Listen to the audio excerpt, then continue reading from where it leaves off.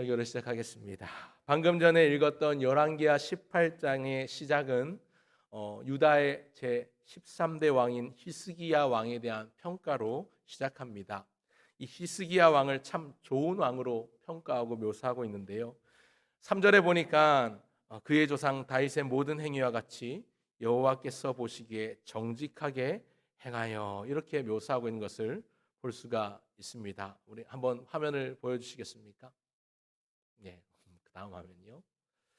3절 같이 한번 읽어보겠습니다. 시작. 히스기야가 그의 조상 다윗의 모든 행위와 같이 여호와께서 보시기에 정직하게 행하여, 여호와 보시기에 정직하게 행한 왕이라고 히스기야 왕을 묘사하고 있습니다. 그의 어떤 부분이 여호와 보시기에 정직한 좋은 왕이었는가? 이어지는 4절을 보시면 알 수 있습니다. 4절입니다. 같이 읽겠습니다. 시작. 그가 여러 산당들을 제거하며 주상을 깨뜨리며 아세라 목상을 찍으며 모세가 만들었던 놋뱀을 이스라엘 자손이 이때까지 향하여 분향함으로 그것을 부수고 느후스단이라 일컬었더라. 여기 나오는 느후스단은요, 히브리어로 노쇠 조각이라는 뜻입니다. 그러니까 우리가 잘 아는 것처럼 민수기 21장에 나오는 광야에서의 놋뱀 사건을 여러분들 아실 겁니다.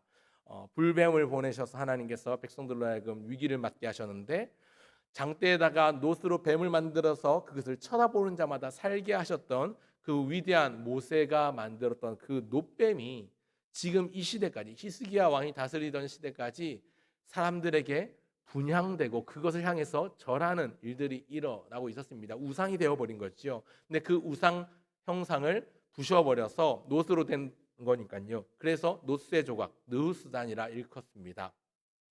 얼마나 그가 하나님 보시기에 좋은 왕이었는지 방금 전에 보셨던 4절 말씀처럼 산당들을 제거했고요, 주상을 깨뜨리고 아세라 목상을 찍으면서 이 모든 것들을 없애버렸습니다. 그리고 뿐만 아니라 본문에 나오진 않지만 그동안 오랫동안 멈춰져 있던 절기를 지킵니다. 유월절을 지키고 무교절을 지키고 이런 절기를 회복하는 왕이 히스기야 왕이었습니다. 이 산당을 제거하는 것도요, 각종 1월 성신을 섬기던 우상들을 섬기는 장소들이 곳곳에 있었는데 이 산당들을 모두 다 없애버린 것이지요. 그리고 그 안에 있는 주상들을 없애버리고 또 다산과 음란을 상징하는 아세라 목상을, 아세라 여신의 이 목상을 다 찍어버리고 없애버렸습니다. 진짜 말 그대로 종교 개혁이다 할 만큼 이런 일들을 단행하면서 하나님을 경외하는, 하나님에 대한 신앙을 회복합니다. 사실은요, 히스기야라는 왕의 이름 자체가 여호와가 나의 힘이시다, 여호와는 강한 나의 힘이시다, 여호와가 나의 강함이시다, 이런 뜻입니다. 솔로몬 이후에 북이스라엘과 남유다로 나누어진 분열 왕국에 여러 왕들이 있었지만 이 히스기야 왕은 그 가운데서 손에 꼽을 만한 왕입니다. 요시야나 여호사밧과 더불어서 진짜 손에 꼽을 만한 몇 안 되는 하나님이 기뻐하시는 정직히 행한 왕이었습니다. 5절과 6절을 한번 보면 좋겠습니다. 18장 5절과 6절 같이 한번 읽어보겠습니다. 시작. 히스기야가 이스라엘 하나님 여호와를 의지하였는데 그의 전후 유다 여러 왕 중에 그러한 자가 없었으니 곧 그가 여호와께 연합하여 그에게서 떠나지 아니하고 여호와께서 모세에게 명령하신 계명을 지켰더라. 여러분 여기 빨간색 글자로 보시면요, 히스기야 왕을 표현하면서 어떤 말씀을 하냐면 그의 전후 유다 여러 왕 중에서 그러한 자가 있었다고요? 아니요, 없었다고요. 그렇게 표현할 정도입니다. 뿐만 아니라 업적도 굉장히 많습니다. 이어지는 7절 8절에 보면 업적이 나오기도 하는데요, 여호와께서 그와 함께 하시매 그가 어디로 가든지 형통하였더라. 저가 아스루 왕을 배반하고 섬기지 아니하였고 아스루 왕과 손잡지 아니하였고 또 그가 블레셋 사람들을 쳐서 가사와 그 사방에 이르고 망대에서부터 견고한 성까지 이르렀더라, 이렇게 말씀하면서 공을 이야기하고 있습니다. 또 나중에 뒤에 20장에 가보면요, 예루살렘의 수로공사를 정비해서 외부의 침입에 대비하고 또 상당한 발전을 이루는 업적들이 여호와 그 하나님의 말씀에 그 히스기야 역대 기록 사적에 남겨 있을 정도입니다. 여러분 본문 7절에 보면요, 빨간 글자로 되어 있죠. 여호와께서 그와 함께 하심에, 같이 한번 빨간 글자만 읽어볼까요? 시작. 여호와께서 그와 함께 하심에 그가 어디로 가든지 형통하였더라. 여러분 이 표현은요 우리가 익숙한 창세기에 나오는 요셉을 향한 표현과 굉장히 많이 닮아 있지요. 창세기에 요셉이 나오는데 그를 두고 표현하기를 그가 어디로 가든지 여호와께서 그와 함께 하심으로 그가 형통한 자가 되었더라 하는 표현과 굉장히 닮아 있습니다. 뿐만 아니라 이 표현만 놓고 보면 우리가 그동안 살펴보았던 사무엘의 말씀 가운데 다윗이 어디로 가든지 여호와께서 이기게 하셨더라 하는 표현을 떠올리게 합니다. 그만큼 이 히스기야 왕은요 어두웠던 분열 왕국 시대에 빛과 같은 존재로 반짝반짝 빛나는 존재 같습니다. 어떻게 이런 일이 가능했는가? 오늘 보면 6절을 다시 한번 읽어보면 좋겠습니다. 6절을 같이 한번 읽겠습니다. 시작. 곧 그가 여호와께 연합하여 그에게서 떠나지 아니하고 여호와께서 모세에게 명령하신 계명을 지켰더라. 아멘. 자, 오늘 큰 글자로 연합하여라는 글자가 앞에 보이실 겁니다. 여러분 그가 하나님과 연합하였습니다. 여기 나오는 연합하다라는 단어는요. 연합하였다라는 단어는 히브리어로 베이드바크라는 단어가 있는데 베이드바크라는 단어는 원래 이 다바크라는 원형을 가지고 있는 단어가 있는데 이 뜻이 뭐냐면 바짝 달라붙어 있는 상태를 두고 다바크라고 합니다. 여러분들 입이 우리 얼굴에 붙어 있고 우리 혓바닥이 입천장에 닿는 게 어렵지 않죠? 순식간에 닿을 수 있지 않습니까? 말할 때마다 혀가 입천장에 닿는데 그것처럼 여호와 앞에 착 밀착해서 가까이 붙어 있다는 의미입니다. 이 다바크라는 단어가 어디에서 또 쓰였냐면 창세기 2장 24절에 보면 하나님께서 잠들어 있는 아담의 갈빗대를 차실 때 그 갈빗대를 향한 지칭하는 단어로 쓸 정도로 몸에 붙어 있는 상태를 의미하는 것이지요. 그래서 여자를 만드시지요. 그리고 둘이 한 몸을 이룰지로다 할 때 합쳐지다라는 단어에 이 다바크를 사용합니다. 그러니까 그만큼 이 히스기야 왕이 여호와 하나님께 밀접하게 밀착되어 있고 딱 달라붙어 있었다는 것을 의미합니다. 오늘 설교를 준비하면서 함께 기도할 기도의 제목들을 또 찾아가면서 우리가 제가 생각한 것들은 이 18장만 아니라 18장과 19장, 20장까지 나오는 히스기야의 모습을 통해서 우리가 함께 기도의 제목을 발견해 가기를 소원하는데요. 여러분 히스기야가 그렇게 하나님 보시기에 정직한 왕으로 선한 왕으로 그렇게 인정받고 기록으로 남을 수 있는 가장 근본적인 이유는 바로 여기 있다고 확신합니다. 그가 여호와께 연합하여 그에게서 떠나지 아니하였고 또 여호와께서 모세에게 명령하셨던 계명들 즉 하나님의 말씀을 듣고 그 말씀을 순종하였기 때문에 바로 앞에 5절에도 여호와를 의지하였다라는 말이 나오는데 그가 여호와 하나님과 연합하는 자였기 때문에 그래서 오늘 설교 제목을요 연약한 이의 기도, 연합한 이의 기도라고 붙여보았습니다. 여러분 최고 권력자인 왕이었던 히스기야도 어쩔 수 없는 인생의 위기를 만나는 연약한 인생이었습니다. 비록 연약한 인생이었지만 주님과 연합한 인생이었기에 그가 닥쳐온 위기 앞에서 고통 앞에서 그것들을 이겨낼 수 있었다고 저는 확신합니다. 오늘 우리 역시도 연약한 인생입니다. 그러나 주님과 함께하는 연합한 인생이 되면 우리를 둘러싼 모든 어려움과 고통도 이겨내게 될 줄로 믿습니다. 어떻게 이겨낼 수 있을지 세 가지로 함께 살펴보고자 합니다. 첫째로 기억할 것은 이것입니다. 첫째, 보여주십시오. 두려울 때 기도하라. 한번 따라할까요? 두려울 때 기도하라. 오늘 돼지 명제를 짧게 잡았습니다. 여러분 기억하기 좋으라고요. 두려울 때 기도하라. 어떨 때 기도하라고요? 두려울 때. 히스기야가 큰 두려움을 만나게 됩니다. 여러분 19장에 보면요. 당시에 강대국으로 명성을 떨치고 있던 아시리아, 성경에 나오는 아수르 제국이 북이스라엘을 멸망시킵니다. 북이스라엘의 마지막 왕 호세아를 완전히 이제 멸망시키고 이제 북이스라엘은 망해서 없어집니다. 역사 속에서 자취를 감추게 됩니다. 그리고 나서 남쪽에 있는 유다도 압박을 합니다. 예루살렘 백성들이 크게 두려워하지요. 아수르 왕 사네립이요 랍사게 장군을 보내서 앞세워서 유다를 대대적으로 침공하면서 예루살렘 주변으로 포위를 합니다. 사방으로 우겨쌈을 당하는 예루살렘 성이 됩니다. 이 아수르의 장군 랍사게가요 협박하고 조롱하고 회유하는 편지를 히스기야에게 보냅니다. 그 내용이 참 기가 찬데 그 내용들이 18장과 19장에 걸쳐서 나타나고 있습니다. 내용의 핵심은 그거예요. 아수르를 거역한 나라 중에 지금 온전한 나라가 어디 있냐? 다 망하고 다 죽어버렸다. 또 신들 중에서 누구 어느 신이 아수르 왕의 손에서 그들을 건져내겠느냐? 다 죽었다. 다 아수르의 손에 그렇게 잡히고 넘어갔다라는 겁니다. 그러면서 온갖 더럽고 지저분한 말들을 동원해 가면서 비속어를 써대면서 조롱을 합니다. 유다 백성들에게 말하기를 너희 왕 히스기야 왕 믿지 마라. 그리고 그가 섬기는 그의 하나님도 너희를 결코 구원할 수 없을 것이다. 회유하면서 백성들을 혼란에 빠뜨리기 위해서 흔들어 놓습니다. 히스기야와 신하들은 크게 두려워하면서 붕괴합니다. 열왕기하 19장 3절에 보면 이렇게 말씀이 나오는데요. 당시에 그 조롱하는 협박 편지를 받았던 그 히스기야 왕이요, 선지자 이사야에게 찾아가면서 이렇게 말합니다. 19장 3절 같이 한번 읽어보겠습니다. 그들이 이사야에게 이르되 히스기야의 말씀이 오늘은 환난과 징벌과 모욕의 날이라. 아이를 낳을 때가 되었으나 해산할 힘이 없도다.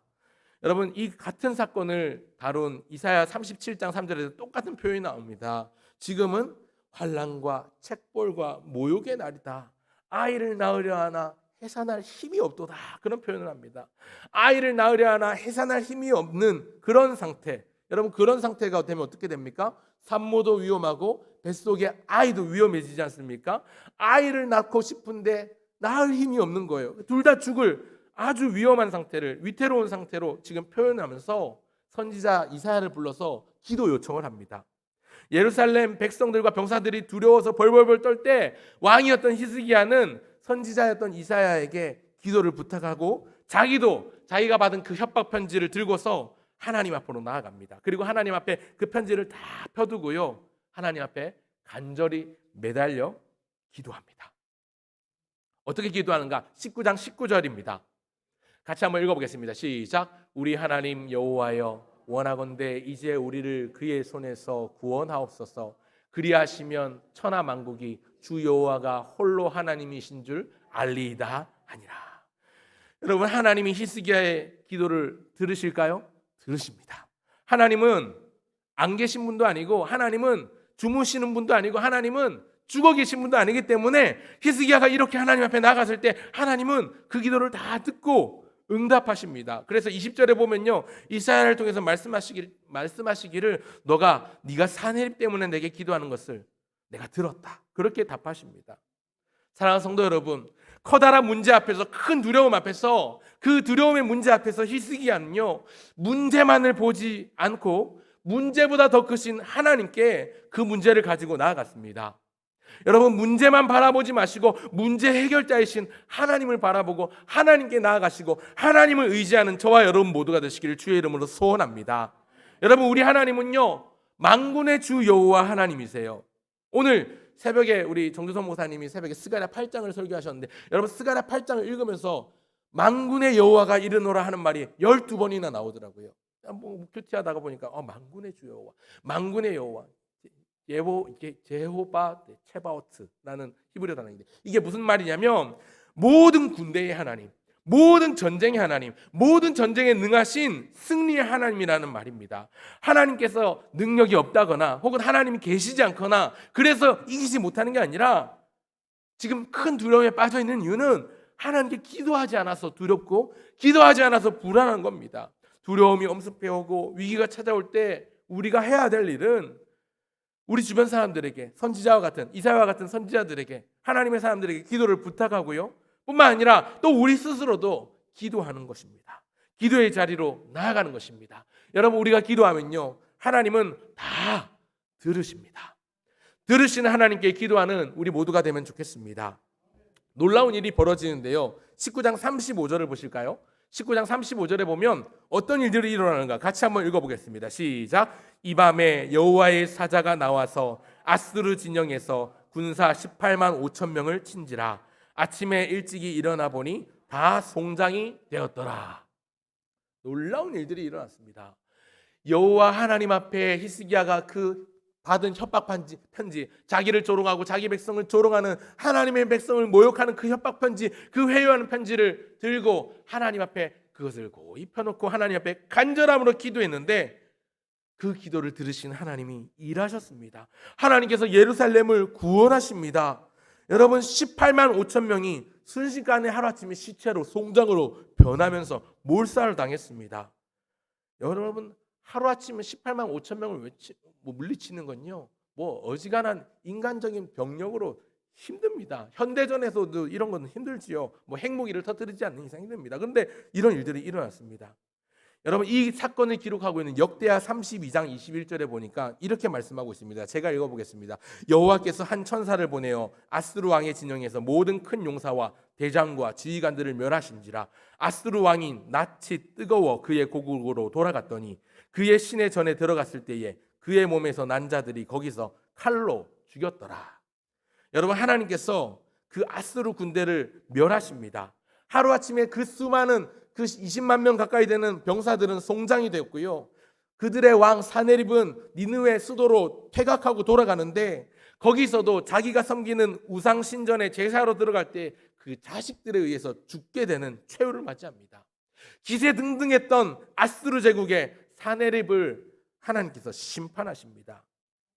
여러분, 앞이 막막하고 두려움이 엄습해올 때 히스기야가 보인 행동은 무엇이었습니까? 하나님을 의지하는 것, 하나님께 기도하는 것. 그 기도를 들으신 하나님은 그를 구원하셨을 뿐만 아니라 그를 존귀하게 해주십니다. 여러분, 바로 이어지는 역대하 32장 22절 23절을 보면요, 이렇게 말씀하고 있습니다. 같이 길지만 한번 읽어볼까요? 같이 읽겠습니다. 시작. 이와 같이 여호와께서 히스기야와 예루살렘 주민을 아수르 왕 사네립의 손과 모든 적국의 손에서 구원하여 내사 사면으로 보호하심에 여러 사람이 예물을 가지고 예루살렘에 와서 여호와께 드리고 또 보물을 유다 왕 히스기야에게 드린지라. 이후부터 히스기야가 모든 나라의 눈에 존귀하게 되었더라. 모든 나라의 눈에 존귀하게 되게끔 하나님께서 그에게 응답하셨다는 사실입니다. 할렐루야. 여러분, 큰 위기 앞에서 우리가 해야 될 일이 있다면 하나님께 기도하는 것, 하나님을 의지하는 것. 여러분, 지금 우리 주변을 둘러싼 상황을 보면요, 이 나라와 민족을 보아도, 교회를 보아도, 우리 가정을 보아도 참 두렵지요. 앞으로 미래가 어떻게 될지, 우리의 자녀들을 보아도, 우리 자신을 보아도 참 걱정되고 염려되는 불안들이 생겨날 때가 많습니다. 그런 상황에서 우리가 선택할 수 있는 첫 번째는 하나님의 은혜를 구하며 기도의 자리로 나아가는 것, 하나님의 은혜를 구하며 간절히 매달리는 것입니다. 여러분, 두려운 것들이 있습니까? 그걸 한번 적어 보십시오. 내가 두려워하는 게 뭐가 있는가? 내가 지금 제일 걱정하고 있는 걱정거리들, 근심거리들을 한번 적어 보시고요. 히스기야가 그 랍사게에게 받은 편지를 가지고 하나님 앞에 그걸 펴놓고 기도했던 것처럼 내가 걱정하는 것, 내가 지금 해결해야 될 문제들을 여러분 기도의 제목으로 적으시고 그걸 하나님 앞에 펴놓고 기도해 보십시오. 문제보다 크신 하나님께서 문제만 바라보는 우리가 아니라 문제보다 크신 하나님을 바라보는 자에게 응답하시고 일하게 되실 줄 믿습니다. 히스기야가 그렇게 하나님 앞에 딱 달라붙어서 기도했더니 주님과 연합한 히스기야의 기도를 하나님이 들어주시고 응답해 주셨습니다. 오늘도 두려움 앞에서 기도하는 우리가 연합함으로 말미암아 두려움이 사라지고 주님 주시는 승리와 평강이 임하기를 주의 이름으로 축원합니다. 그런가 하면 둘째로 기억해야 될 것은요, 아플 때도 기도하라는 것입니다. 한번 따라할까요? 아플 때도 기도하라. 어떨 때 기도하라고요? 아플 때도. 여러분, 국가적인 위기를 하나님의 은혜로 무사히 넘겼던 히스기야 왕인데요, 바로 또 다른 어려움이 찾아옵니다. 왜 힘든 일은 자꾸만 겹칠까요? 우리도 살다 보면 설상가상, 이 엎친 데 겹친 격으로 자꾸만 힘든 일들이 연이어서 터지곤 하지요. 여러분, 이번에 히스기야를 찾아온 또한 다른 어려움은 개인적인 어려움입니다. 히스기야가요, 심각한 죽을 병에 걸립니다. 바로 18장을 넘어 19장을 넘어 20장이 들어오자마자 어떤 일들이 일어나냐면 20장 1절에 보니까 이렇게 말씀하는데요. 같이 읽어보겠습니다. 시작. 그때에 히스기야가 병들어 죽게 되매 아모스의 아들 선지자 이사야가 그에게 나와서 그에게 이르되 여호와의 말씀이 너는 집을 내가 죽고 살지 못하리라 하셨나이다. 네가 죽고 살지 못할 것이다. 그러니 너 얼른 집을 정리해라. 이 말씀하는데, 그때에라고 말하는 이 그때가 바로 앞에 19장에 이 사네립을 물리친 이 아스루 군대를 18만 5천 명을 물리치고 승리한 그때에 이런 일들이 일어났습니다. 당시 의술로는 도저히 치료할 수 없는 죽고 살지 못할 병에 걸린 겁니다. 여러분, 과학과 의료 기술이 최첨단으로 발달해서 요즘 우리 시대는 모든 병을 정복할 것 같은 요즘이지만 여전히 정복되지 않은 병들이 수천 가지나 됩니다. 하물며 당시에는 어땠을까요? 고대에는요, 제 아무리 최고 권력자인 왕이라 하더라도 이런 건강에 문제가 생기고 개인적인 이런 죽을 병에 걸리면요, 아무런 힘을 쓸 수 없는 무기력한 연약한 인생이라는 걸 확인하게 되는 것이지요. 연약한 인생입니다. 히스기야가 왕이었지만 참 연약한 사람입니다. 그런데 하나님께 연약한 인생이었지만 연합한 인생이었기 때문에 그가 좌절하지 않습니다. 그가 보인 행동이 무엇이냐? 하나님께 기도하는 것이었습니다. 그 다음 구절인 2절과 3절을 보실까요? 2절과 3절을 같이 한 목소리로 읽겠습니다. 시작. 히스기야가 낯을 벽으로 향하고 여호와께 기도하여 이르되 여호와여 구하오니 내가 진실과 전심으로 주 앞에 행하며 주께서 보시기에 선하게 행한 것을 기억하옵소서 하고 히스기야가 심히 통곡하더라. 여러분, 히스기야는요, 자기 낯을, 자기 얼굴을 벽으로 향하고 하나님께 통곡하며 매달려 기도합니다. 소위 면벽 기도라고 하는데, 여러분, 얼굴을 벽으로 향한다는 건 무슨 의미냐면 사람을 보지 않겠다는 겁니다. 세상도 다른 무엇도 보지 않고 오직 누구만 보겠다는 겁니까? 하나님. 오직 하나님만 바라보고 하나님만 의지하겠다는 거죠. 내가 진실과 전심으로 주 앞에 행하며 주께서 보시기에 선하게 행한 것을 기억하옵소서. 심히 통곡하며 자기를 기억해달라고 울며 간구합니다. 하나님, 나를 기억해 주십시오. 하나님, 나를 불쌍히 여겨 주십시오. 하나님, 내가 어떻게 행한 것 하나님이 다 아십니다. 하나님, 나를 놓지 마십시오. 하나님, 나를 긍휼히 여겨 주십시오. 그렇게 하나님 앞에 통곡하고 매달렸는데, 여러분, 하나님께서 또 응답하시고 답하십니다. 어떻게 답하십니까? 열왕기하 20장 5절 이하에 보면요, 5절에 보면요, 너는 선지자 이사야를 통해서 답을 주시는데요, 빨간 글자만 한번 읽어보겠습니다. 5절 같이 시작. 여호와의 말씀이 내가 내 기도를 들었고 내 눈물을 보았노라. 내가 너를 낫게 하리니. 낫게 하셨어요. 뭐라고 말씀하십니까? 내가 너의 기도를 들었고 내가 너의 눈물을 보았고 내가 너를 낫게 하겠다. 하나님이 선지자를 통해서 약속하시고 말씀하십니다. 놀라운 은혜가 임합니다. 그래서 너 날에 15년을 내가 더하겠다. 그리고 너와 이 성 아수르 왕의 손에서 구원하고 내가 나를 위하고 또 내 종 다윗을 위하기 때문에 이 성을 보호하겠다. 이런 약속을 주십니다. 그랬더니 이사야가 무화과 반죽을 가져오라 해서 그 상처에 놓으니까 그 히스기야의 병이 낫게 되는 위대한 놀라운 일들이 일어납니다. 하나님 뭐라고 하셨다고요? 내가 내 기도를 들었고 내 눈물을 보았노라. 내가 너를 낫게 하리니. 하나님께서 그의 생명을 연장해 주십니다. 사랑하는 성도 여러분, 국가적인 위기, 큰 공동체, 하나님 나라라는 공동체적인 위기를 만나서 큰 두려움에 사로잡혔던 히스기야가 보였던 행동은 기도였습니다. 그리고 그 기도했을 때 하나님은 아수르 군대를 물리쳐 주셨지요. 히스기야가 잘나서 아닙니다. 히스기야가 정치를 잘해서 군사력 작전을 잘해서 아니에요. 하나님께서 그의 기도를 들으시고 응답하시고 친히 싸우셨습니다. 이번에 찾아온 고통, 개인에게 찾아온 절망과 큰 환난 앞에서도 히스기야는 진실로 전심으로 하나님 앞에 통곡하며 매달렸습니다. 그랬더니 하나님께서 응답하시기를 내가 너의 눈물을 보았다. 내가 너의 기도를 들었다. 내가 너를 낫게 하리니. 하나님 앞에 기도함으로 큰 은혜를 입었습니다. 사랑하는 성도 여러분, 두려움 가운데 계십니까? 아프십니까? 어려움 가운데, 환난 가운데 계신 분이 계십니까? 혹여 그것이 육신의 아픔이 혹은 마음의 아픔이 혹시 우리 영혼에 찢어지는 듯한 그런 가슴 아픔은 아닙니까? 어떻게 해야 될까요? 정답은 하나입니다. 하나님을 의지하는 것. 하나님을 의지하는 행동은 무엇입니까? 바로 기도입니다. 간절함으로, 진실함으로, 정직함으로 하나님 앞에 우리의 마음을 쏟아놓고 통곡하며 매달리는 것이 우리의 유일한 살 길입니다. 오늘 집을 나서기 전 기도했나요? 여러분 그 노래 아시죠? 앞이 캄캄할 때 기도 잊지 마세요. 여러분 기도를 잊지 마시길 바랍니다.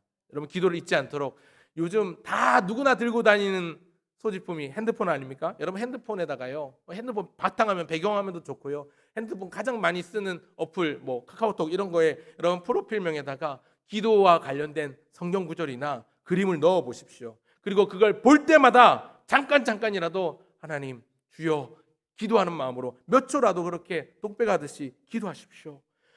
우리에게 고통이 찾아오고 우리에게 아픔이 찾아오고 인생의 어려움이 몰려올 때에 우리가 가장 먼저 해야 될 일은요, 내 통장 잔고를 확인하고 내가 가입한 보험회사에 전화해보고 하는 게 아니라 가장 먼저 주의 말씀을 펴고 주님 앞에 주의 이름을 부르며 기도하는 것입니다.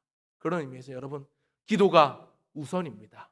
기도가 최선입니다. 한번 양옆에 계신 분들께 그렇게 한번 권면해 주십시오. 기도가 우선입니다. 기도가 최선입니다. 기도가 우선이고 기도가 최선입니다. 여러분, 하나님은요, 자기와 연합한 이의 기도를 결코 외면치 않으세요.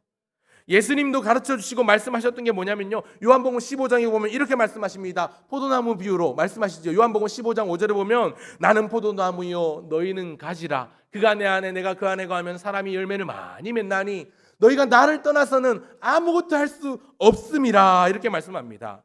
여러분, 가지는요 나무에 붙어 있을 때 열매를 맺을 수 있지요. 가지가 나무에 붙어 있지 않으면 떨어지면 죽습니다. 잎도 낼 수 없고 꽃도 피울 수 없고 열매도 맺을 수 없습니다. 아무것도 할 수 없습니다. 우리가 주 안에 있으면 열매를 맺지만 주와 함께 있지 않고 주 밖에 떨어져 있으면 아무것도 할 수 없는 거예요.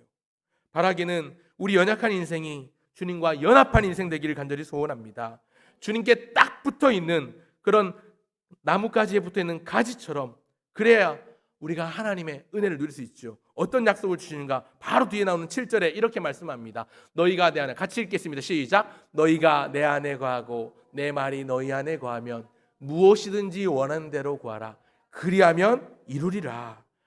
여러분, 우리가 주님 안에 있고 주님의 말씀이 우리 안에 있고 주님의 영이 우리 안에 충만할 때 우리가 기도하면 무엇이든지 구하면 하나님께서 이루신다고 말씀하십니다. 우리 예수님이 이렇게 약속하셨습니다. 우리는 주님과 연합되어 있고 주님께만 붙어 있으면 됩니다. 우리 기도에 응답하시는 하나님, 그 하나님이 우리의 그 연합됨을 인하여, 연합함을 인하여 하나님의 은총을, 하나님의 축복을 한없이 흘려 보내주십니다. 그 축복과 은혜를 누리시는 저와 여러분 모두 되시길 주의 이름으로 축원합니다.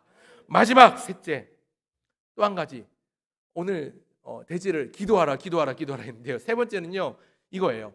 교만 말고 기도하라. 한번 따라할까요? 교만 말고 기도하라.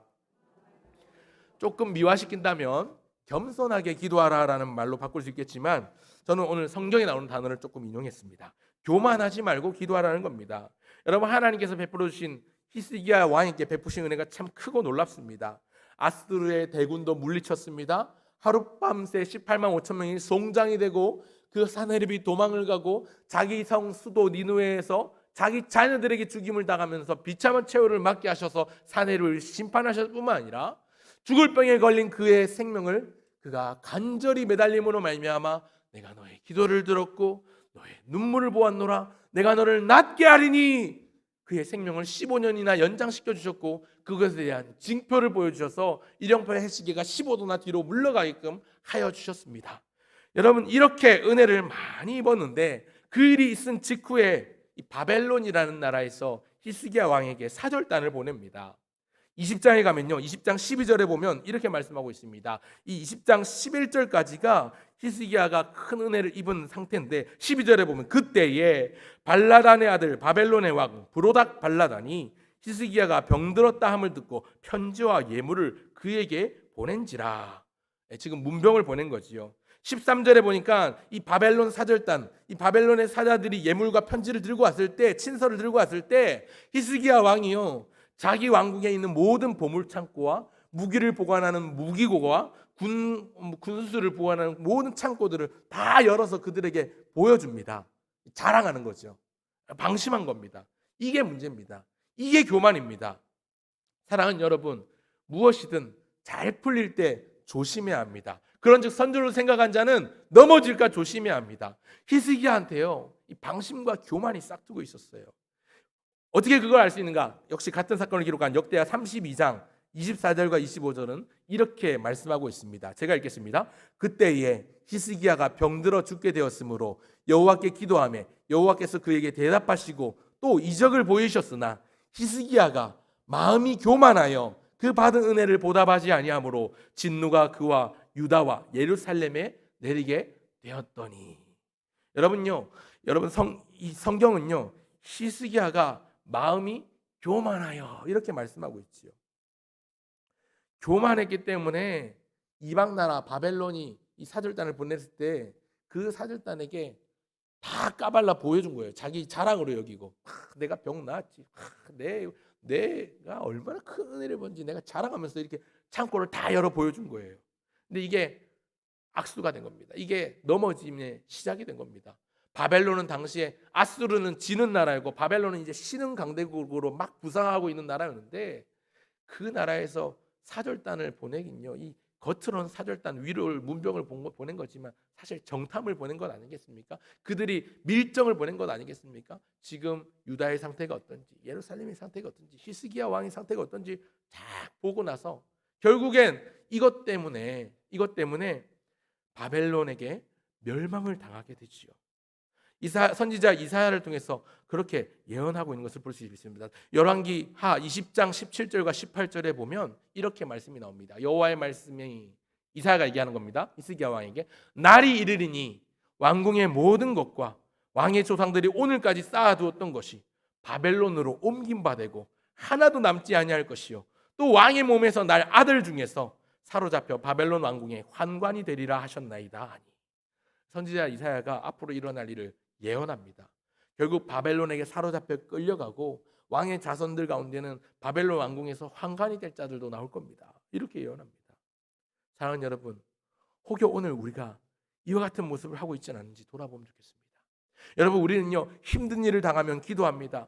어려운 일을 당하면 간구합니다. 그런데 여러분 생각해 보십시오. 기도하고 어려운 일이 지난 후에도 여전히 변함없이 기도하십니까? 아니요. 기도 잘 안 해요. 정말 어려운 일을 닥치고 위기에 몰리면 우리는 간구합니다. 내 발에 불이 떨어지면 주님을 찾습니다. 그런데 안 그럴 땐 기도 잘 안 해요. 먹고 살만하면 하나님을 잊어버리는 게 우리 인간의 연약함입니다.